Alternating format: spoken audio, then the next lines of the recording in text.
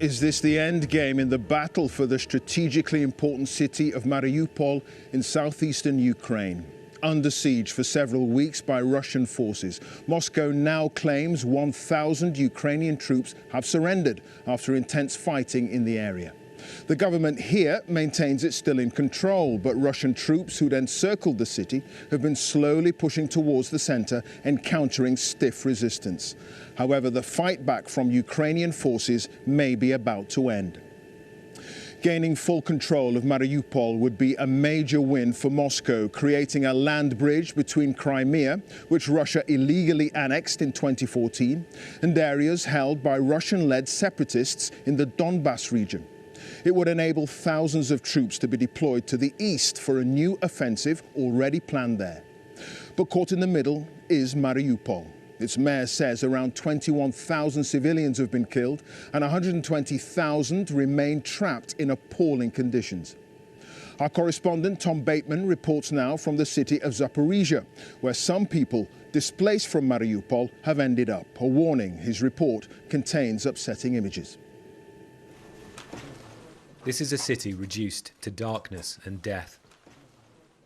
Russia's troops now occupy the theatre that was bombed as hundreds sheltered. Their 6-week siege of Mariupol has brought it to the brink of falling. State TV in Moscow showed these unverified pictures, claiming they are Ukrainian soldiers surrendering. But the city's defenders posted their own videos holed up in the port and a factory, still fighting, but their position seems desperate. We won't give up, says this Marine, but we're encircled with no resupply of ammunition or food. 100 miles north, just over the Russian line, Europe's 21st century war is fought amid mud and rage in the trenches. Mariupol's capture could see a push north here. If Mariupol falls, what will happen here? Well, we won't let this place turn into Mariupol. They're holding on. My little friend. Vitaly shows me their Soviet-era launchers. They also have brand new Western weapons, but they want more, with the war about to move to a decisive phase.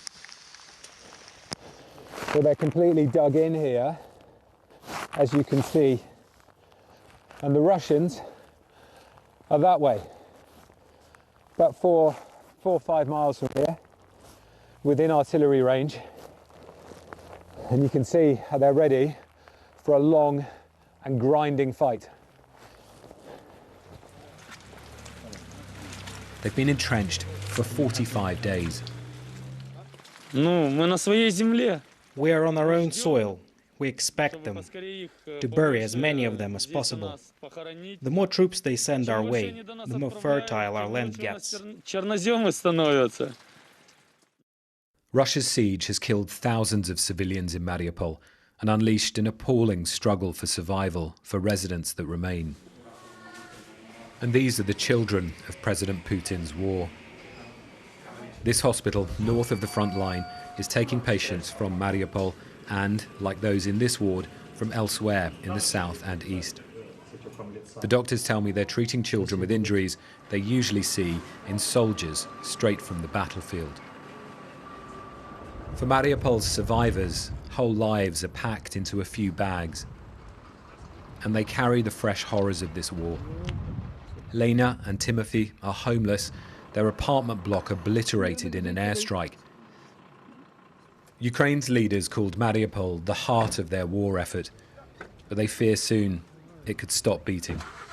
Tom Bateman, BBC News, Zaporizhia in southeast Ukraine.